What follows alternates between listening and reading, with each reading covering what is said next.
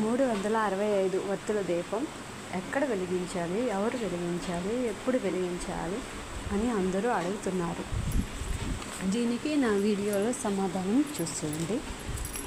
365 వత్తుల దీపం కార్తీక పౌర్ణమి రోజు ఇంటికి యజమాని అయిన పురుషుడు వెలిగిస్తే మంచిది. 365 వత్తుల దీపం పురుషుడే ఎందుకు వెలిగించాలి అంటే, సంవత్సరాది కాలం మొత్తం స్త్రీ ఈ 365 వత్తుల దీపం వెలిగిస్తుంది కాబట్టి పురుషుడు సంవత్సరం మొత్తం దీపం ఒకరోజు 365 వత్తుల దీపం వెలిగిస్తే సంవత్సరం మొత్తం వెలిగించేంత పుణ్యం కలుగుతుంది.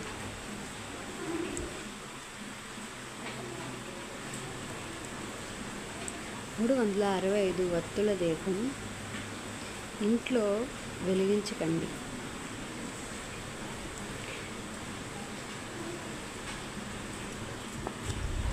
ఈ 365 వత్తుల దీపం పురుషుడు వెలిగిస్తే సకల దోషాలు తొలగిపోయి ఇంటికి సంపద కలుగుతుందని పూర్వీకులు చెప్తున్నారు.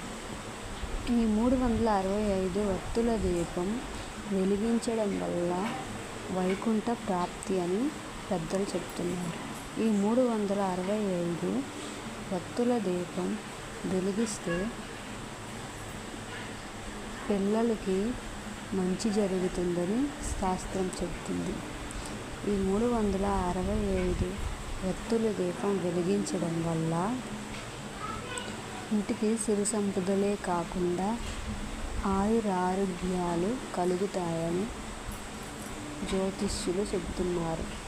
ఈ 365 వత్తుల దీపం విశిష్టత పురుషుడు వెలిగించడం. ఈ దీపం కొండెక్కకుండా ఒక రోజంతా వెలిగేలా